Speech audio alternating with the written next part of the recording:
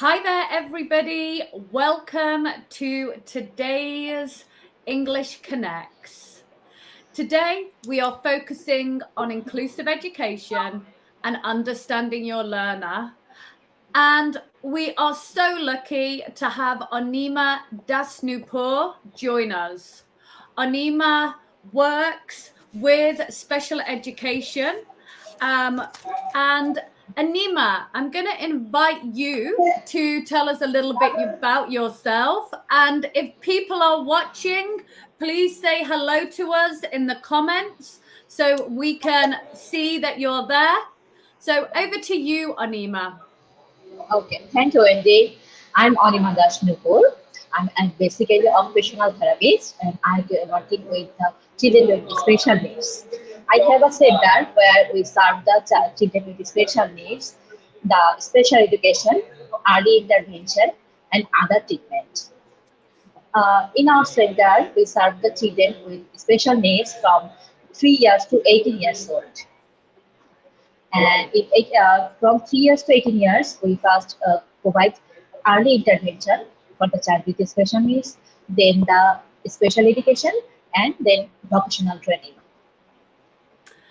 Okay, so I can see that we've got Srabanian joining us, and what a fantastic photo this is of you on a slide.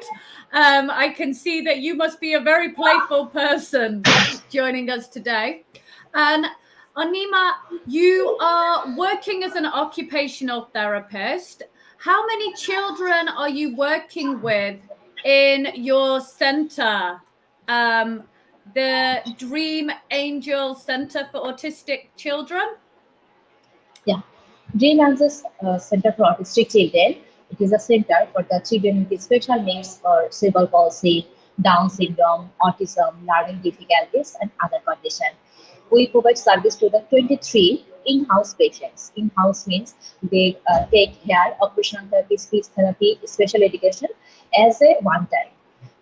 And another is outdoor service. Outdoor service means who need occupational therapists, they come for occupational therapy. If anybody needs speech therapy, they come for speech therapy.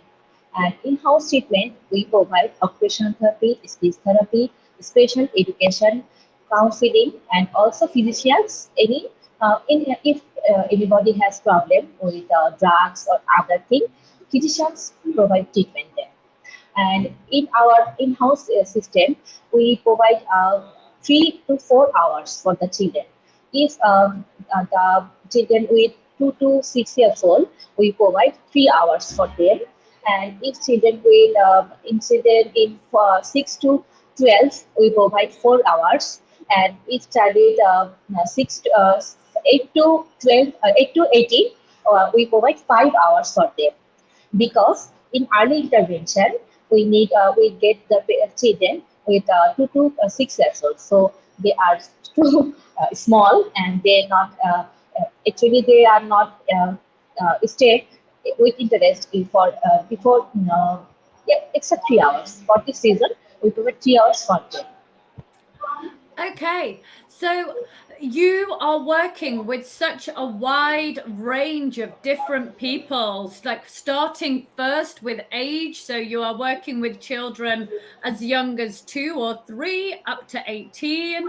You are working with so many different types of conditions that people are living with, from Down syndrome to ADHD to autism to cerebral palsy, dyslexia.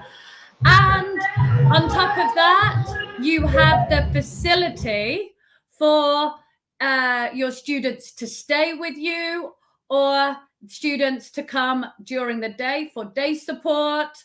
And I think it's wonderful that your system actually thinks about what students are able to cope with, what is good for them at their different ages. It's been really interesting to talk to Anima about her experiences and the tips that she can share with teachers in mainstream education to help you support students that come through into your classrooms. So, Anima, what do you think the challenges are for teachers working with students with specific educational needs? Oh, hang on one moment. Your sound just cut out. Now it's okay? Yeah, the question I asked was about what are the main Just challenges Yeah, in our special school or normal school?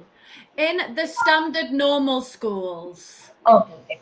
Actually, the normal school teachers doesn't know how to handle this child because in our country, most of the teachers are not know what is autism, what is ADHD, and what is the Down syndrome because they are in our curriculum, in national curriculum, they not interactive is this, and for this reason, they are face challenges when they provide education to the Down syndrome or autism children. Autism children, they have a sensory problem. They sometimes they are non-verbal. Maybe they face problem and such. So how the teacher will provide the service to them, and our teacher doesn't know how to provide the education. If teacher has special education GT, then they handle them. Okay, so you mentioned things like sensory problems, facial problems. Can you Communication problem. communication problems? Can you explain what that might mean in a classroom as an example? Okay. If children with autism, maybe they have sound problem, they have sensitivity in auditory. So they maybe like loud sound or doesn't like loud sound. So they feel Okay. problem when teacher take class or rhymes class in the music class. So that time they feel anxious. They make aggressive. And child has some auditory processing problem such as hypersensitivity. They doesn't process correctly. So they need loud sound, but teachers maybe talk politely or teacher rhymes, but that sound is not enough for that child. So they feel problem, and teachers think how to handle this child. Okay, and I think that's a really good example of how inclusive education is about understanding learners themselves. Somebody may have a label like autism, but they may experience different triggers that can cause anxiety. So, for one person, loud noise may be a problem. Like in a language classroom, this could be when we're doing group work and there's lots of voices.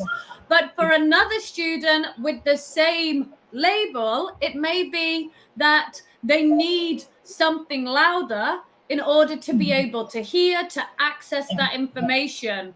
So there's a real challenge for teachers to really get to know and Yeah, understand students as individuals and not yeah. just the terms. Yeah, and another thing, sometimes if children with Down syndrome baby has low tone, low muscle power, so they not have enough muscle power. So that type of children doesn't like to write with the pencil because pencil to hold it and deep writing. So maybe they write, but the pencil is not dark. For this reason, their teacher doesn't understand what he or she writes. At that time, she needs more colorful thing and more dark pencil to be or 3D, that type of. And another thing is if the teacher that use the another color pencil such as that type of, they make deep and they hold it by 5 finger uh, rather than the pencil. So it helps the Ah, child, yeah, another thing. And sometimes cerebral palsy child. The cerebral palsy child has the cerebral palsy child has problem with muscle power. So muscle Amina, power is the not enough. background Yeah. noise This one, is this too only. loud. Okay. Yeah, yeah. Sorry, we cannot hear you. Just 1 minute. No 1 minute. problem. No Okay. problem. But Just 1 what minute. you can go and sort out the background noise. Yeah. And I will repeat. So what I understand what Amina was saying is that if you're working with a student that has difficulty holding a pencil, then you can help them to train their hands. So in the case that Amina was speaking about, she was talking about students with Down syndrome, and they have low muscle presence. But as she was demonstrating, if you ask a student to hold a object with their 5 hands, then it can help them to use pens and pencils. But maybe you want to get bigger pens and bigger pencils in order to enable them to do their work. So, for example, I would offer a student my board writer, so it's easier to hold. Okay, and I think you have specifically adjusted equipment, Amina, whereas in my case, I have no specific equipment, but I do have from the beach a float from fishing, a fishing float, which I've collected from the beach. So you don't always have to have the exact equipment. You can be resourceful and look for other items that serve the same purpose. Okay, let us get into some of our slides that we prepared. So we've discussed a little bit about the challenges that teachers face in mainstream schools. And now what we really want to think about is how we as teachers need to develop to improve how we teach all the learners, how we ensure that our classroom is an inclusive space. So we're going to go through some of the techniques that Amina shared with me before we arranged the live, but please feel free to put your ideas in the chat. What techniques do you use with your learners? And hi there, Shah Ahmed Fahim. It's good to have you with us. Thank you for joining. So, one of the key times that we can support learners with specific educational need is before starting school. Can you tell me a bit about what you do in your work, Amina, to support students to go into mainstream schools? Okay. In our center, we first prepare the children for the normal school, such as we first provide early intervention. Then we make education with the special educator, and we make a academic classroom. Academic classroom, there have one teacher and 6 students. So they can learn from whiteboard and one teacher from. And in special section, we have a one-to-one teacher.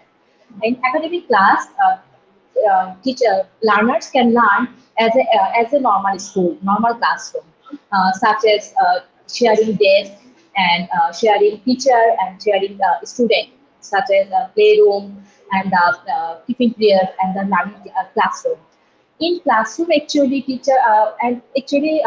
classroom, teacher needs some support, such as first need teachers' awareness about the children with special needs, such as cerebral palsy child has physical difficulties, autism child has suicide problem, Down syndrome children with low tone, such type of problem. If teacher aware about that problem, maybe they help them according to their problem.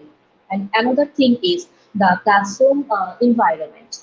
The classroom environment needs more sufficient lights, sufficient sound, and sufficient arrangement for the special needs children, such as a cerebral palsy child. They maybe need a wheelchair because sometimes they have a sitting problem. If he has a special sitting chair, they can write easily, they can read easily, they can see the whiteboard easily, or blackboard easily. So teacher must know about the children individually, and also parents need to the guideline to the teacher how they handle with their children, and also the therapist and the physician have to assist the children how the teacher can overcome this problem, and how they can learn students from the teachers and the classroom, such as various type of method, such as reading method, the flashcard. If child has non-verbal, so the teacher use flashcard, such as Okay.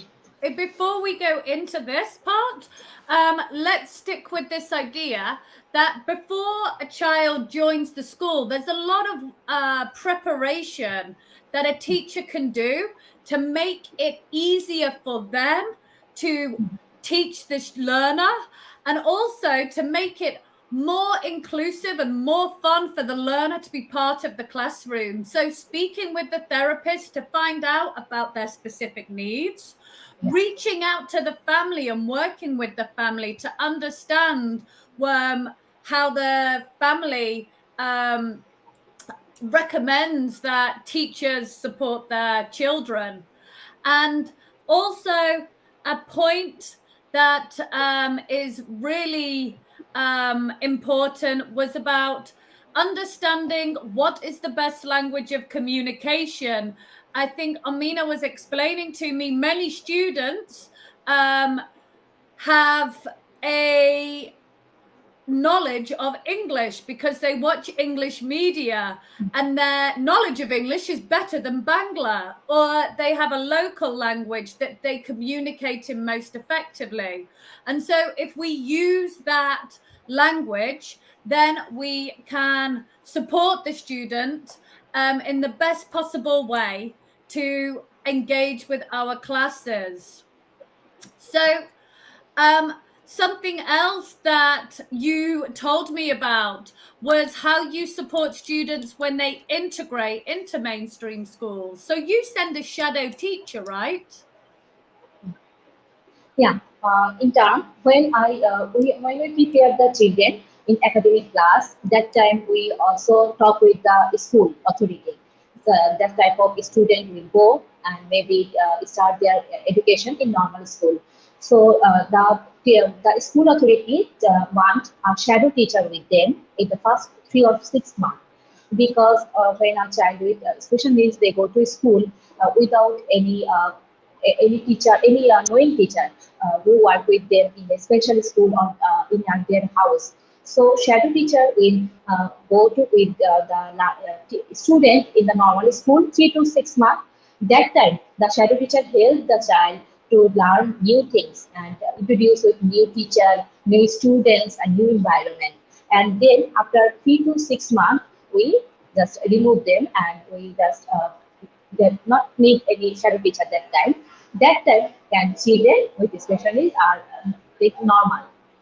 So when you're in a situation where you have a shadow teacher, this sounds great, but I imagine there are many schools in Bangladesh where it's not possible to have a shadow teacher.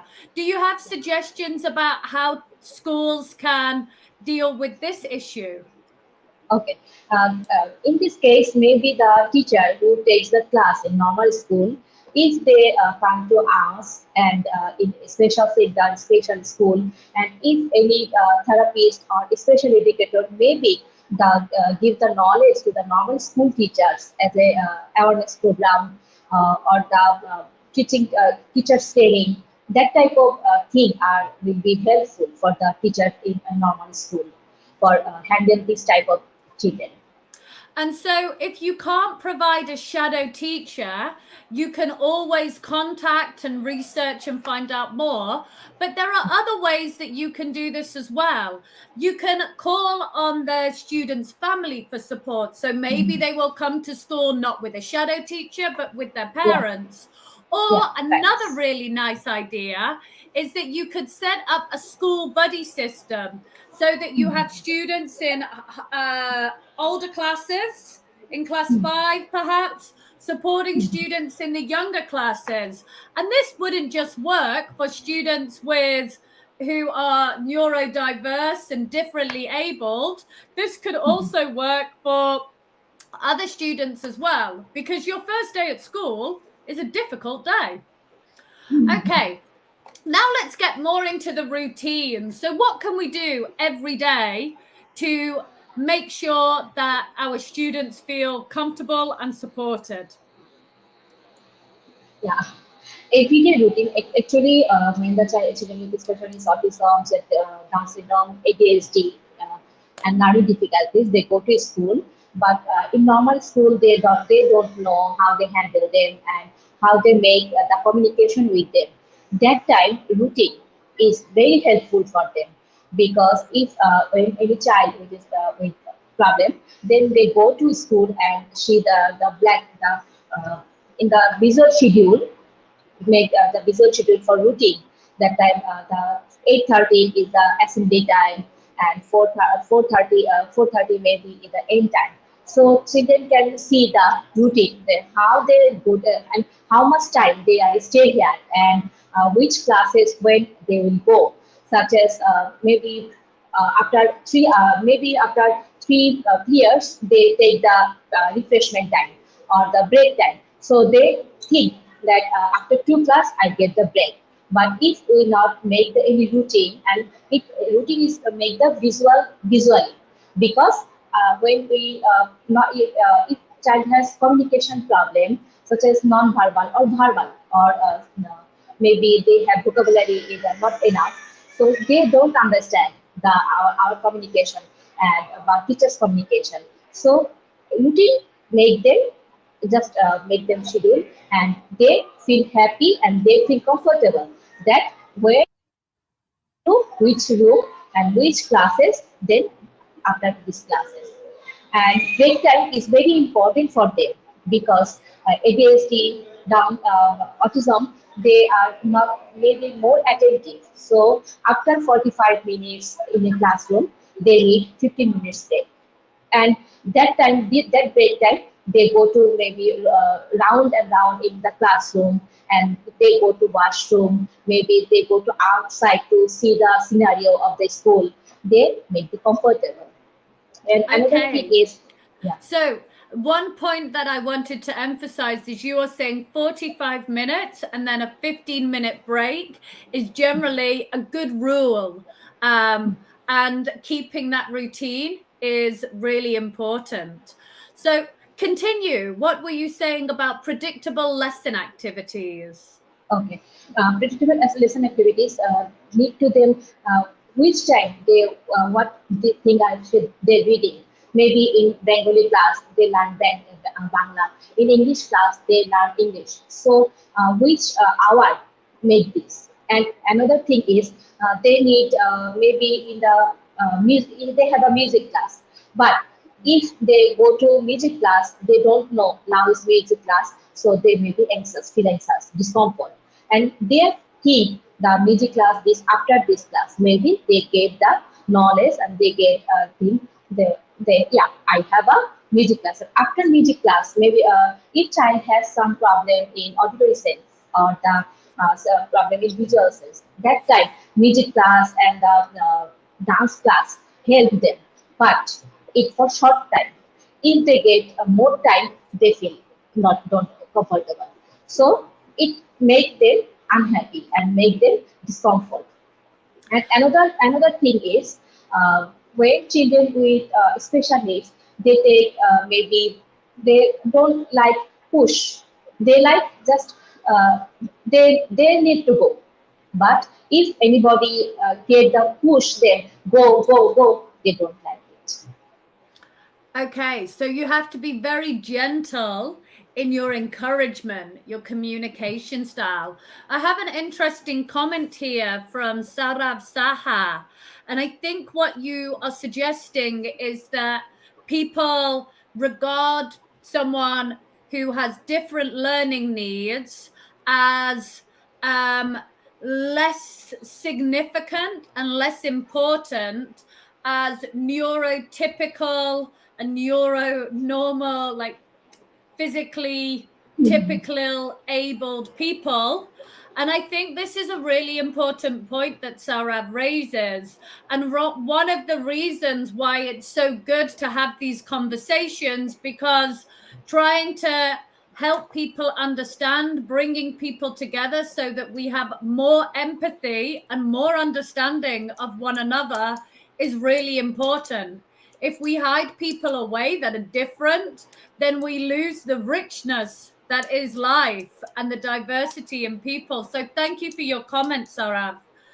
Going on to other ideas, you've brought some items with us that you use in your classrooms. Can you show us them, and we will try to guess what you use them for? So if we take the slides away, and so we can see you on the full screen, and then we can see what did you bring with us with you today. Okay, this is flashcard. When we talk children, maybe give the advice, please write about yourself or your family. But children doesn't understand which one she writes. If we see the flashcard, please write about your family. They understand. Family means parents. Family means siblings. So they can write easily.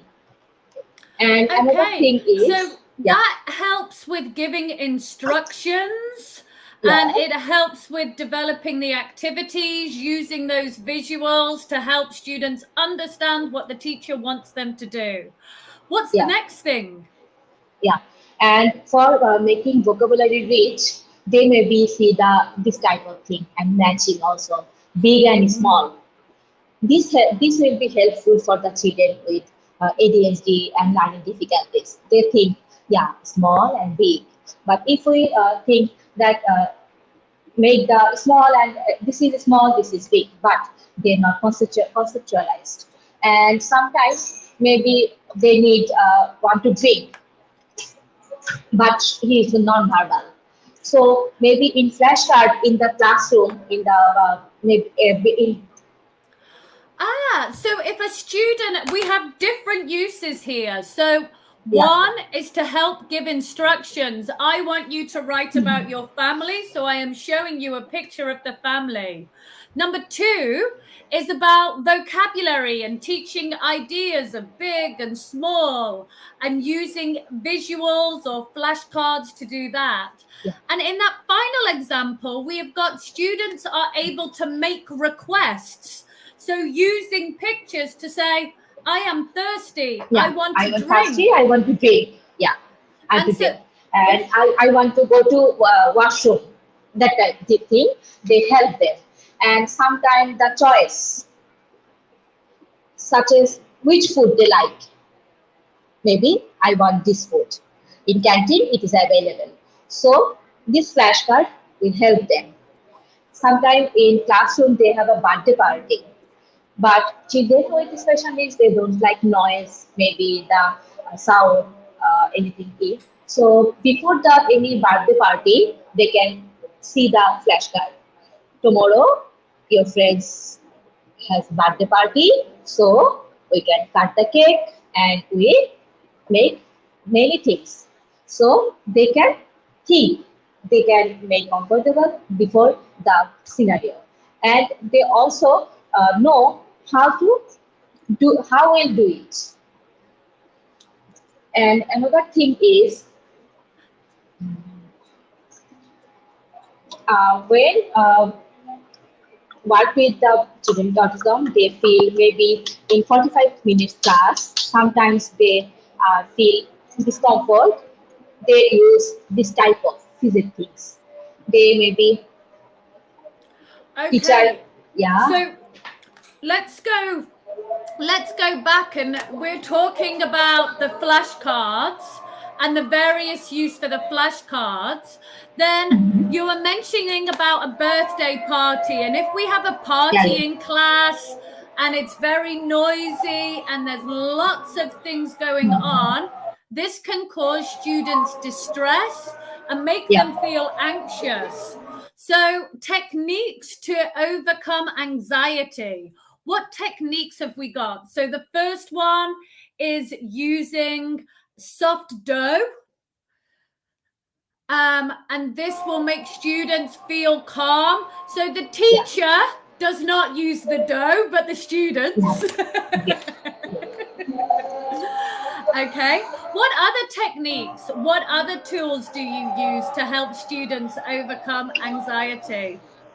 Okay. Anxiety and sometimes physical movement also, such as place down your head, stand up and stretch. Yeah, stretch yourself. Yeah. then jump 1 to 5. It makes them happy and and please stretch your leg. Yeah. And sometimes close your eyes. 1, 2, 3, 4, 5. Open. Okay. So I think one It of the decreases points the stress level. The points that you're making is if you jump, this is going to make students feel excited and happy, and it will give a burst of energy. If you close your eyes and count 1, 2, 3, 4, 5, this is soothing and this is calming. Okay. Yeah. And so these techniques can be really helpful for the learners when they are feeling anxious or uncomfortable, or we need to change the atmosphere in the classroom. We have just 10 minutes left. One of the things that I would like to check, what do we mean by a conscious seating arrangement? What did you tell me about seating? Yeah, and seating arrangement is very helpful for the children with special needs, such as if cerebral palsy. They need a more comfortable seat. They need fix their body with the chair because they are not able to move themselves. And Okay. Where in the classroom would you locate that student? Where would you say is the best place for those students to sit? cerebral palsy child, if the problem with physical difficulties, child need to in front seat, side, just from inside, because they help them to see the blackboard and communicate with the teacher, because they have sometimes low voice also. And if children with sensory problem, they need to identify which type of sensory problem. He has tactile problem, then they need to just last bench and the side, because they do not like to touch anybody. And teacher must be go to them and not touch the student. Just communicate with the just 1 or 2 feet from. And another is if child has visual problem, that visual hypersensitivity. That means they don't like shiny, or they don't like more light. So they need to go to just not backside, just from located from the light and the backbench. Each child has sensory hypersensitivity. They like to see more, then they come front seat. And anybody has sound problem, hypersensitivity in sound, they like to sit just one in a place that does not make more noise.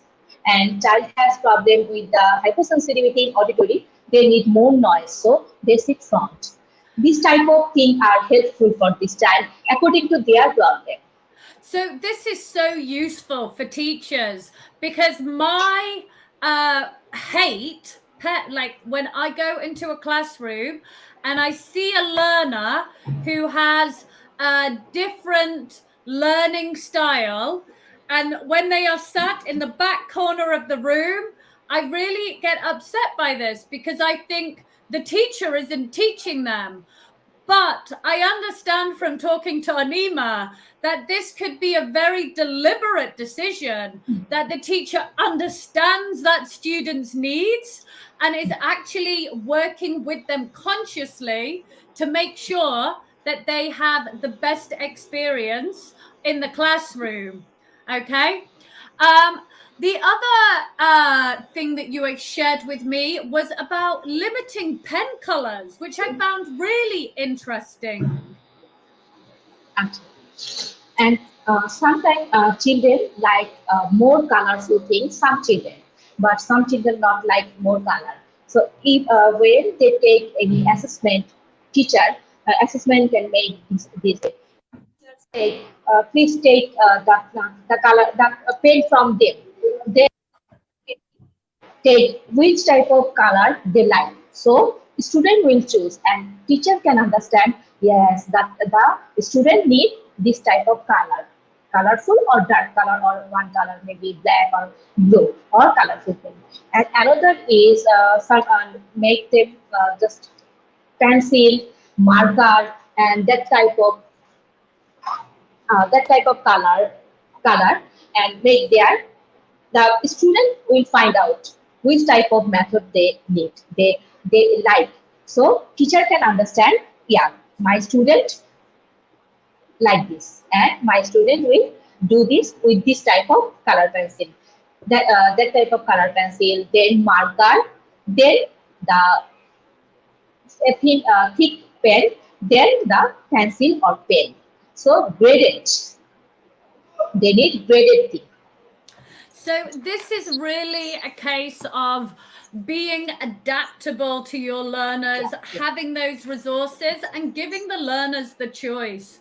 I find it really interesting when we think students love color and variety is the spice of life. But I myself know when I go into the supermarket and I try to choose toothpaste and there's lots of different brands, I don't know what toothpaste I want. And that variety actually creates insecurity and unhappiness within me. We've got a lot more to cover. So I'm going to move us on to briefly discuss dyslexia. So dyslexia is where students struggle with literacy, with communication, and specifically can affect reading in the classroom. Right. You had some suggestions about how we can support our learners with reading development and writing development who have specific needs around dyslexia. Yeah. In dyslexia patients, they have a reading and writing problem. What type of reading problem? They know when I see the D, small letter D and B, this is same. They see the same. They don't differentiate the B and D, the shapes. And another is sometimes they write, when they write, they make B, but they think it is D. And some in Q, yeah, Q and P, small letter P, small letter Q, they think that are the same. So that time we need to use the finger, processing the brain, because if they write with the finger, they understand which is D and which is C, because the the skin give the processor perception about the shapes. So reading with your finger at this time can be really effective. Reading with your finger can really help these learners. Yeah. Then use color. Color means watercolor. And watercolor, when they take and they write in the paper, in big paper and big letter, that the processing is useful and processing may be good. Then they use their pen and normal paper. Okay. And for reading, yeah, and also for reading, they think maybe the font size.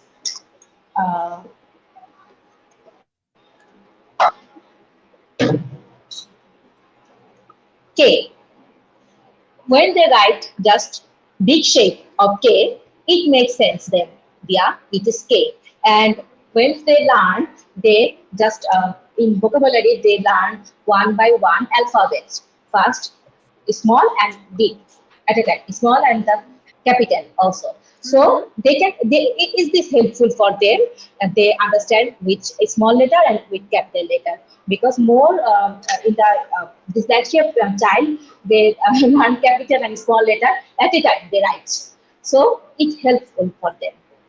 So one of the things that I have learned or found useful is using Yeah, a yeah, piece of yeah. paper with students with dyslexia. And I have a beautiful book here that is in Bengali, in fact, but I'm not able to read it properly. If I could, I would use something like this so that I place One by my one line. paper and I Yeah, go one by one. one And line. Yeah, so this way, yeah. I am not giving myself too much text to read, because often when I read, I find that my letters can jump around, Yeah. that if there's a lot of text, I find it Correct. hard to follow. So the points that we made was using colored paper can reduce Yeah. that. Using colored pens and teaching the letters as capitals and lowercase. Yeah. Writing clearly on a line and doing this on your board as well. This can help students see when the tail comes below the line, Line. like a Y, Yeah. or when you have a tall letter like a T. And so they can see the perspective. It makes it easier for them to read. Then reading with a guide and making the language input manageable, not giving too much text. I think really central to our conversation is that we remember all learners are individuals, and the techniques that we are sharing have come from supporting learners with specific learning needs, but can benefit many learners that perhaps we don't have a label for in terms of this child has autism or cerebral palsy. This child is just another child in your classroom and you're a typical learner. But still, they can benefit from holding something. They will feel anxiety when they are doing activities. So to finish, we had just a few points that we wanted to make. So we make adjustments for all students that have specific needs, and we constantly make adjustments for neurotypical students. We just don't notice as much when we understand the learners easily and how they learn. We don't think, oh, I am doing this for this reason. So bringing into awareness, really understanding your learner makes a significant difference to the way that you teach and will benefit you and your learners in the process. Other students need support as they have difficulty understanding neurodiversity, and teachers can help other students to become aware of neurodiversity. This brings us on to that subject of bullying. Do you want to explain a little bit about what advice you want to pass on to teachers regarding integrating students that have different learning needs into the classroom, Amina? Yeah.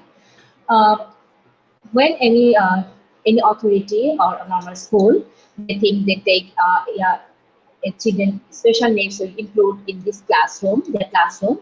So classroom preparation, first teachers know about the children and which type of problem. Then teacher have to set the student in this class with this class before the children go to classroom, because the children neurotypical children has problem, but our normal children has no don't know how they handle their friend and how they friend with serve the service, how to they play with them, him or her. So they don't know about the problem, because our national curricula, they don't know which type of problem has and which type of problem they know. For this reason, they have to aware about before the go to classroom, the children with neurotypical student, before go to the classroom, the our student have to know. Okay, so what I'm hearing is what we need to do is promote understanding between learners, help guide learners that are neurotypical to understand that there are other students in the class, and the value of having other students in the class is undoubtedly been proven in that when you look at companies and businesses that have inclusive recruitment practices, you tend to get higher productivity, better results, more creative responses. And so creating an atmosphere where students are safe and feel comfortable and are part of a community.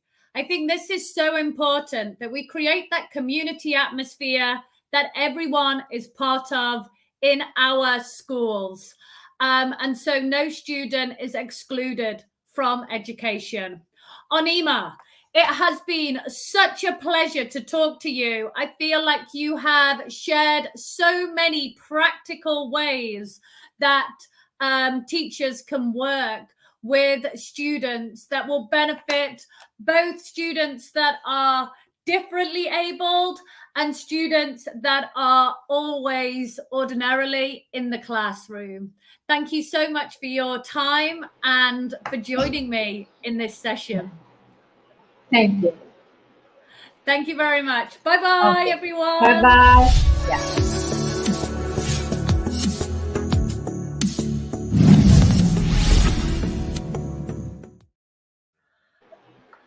Oh, good work.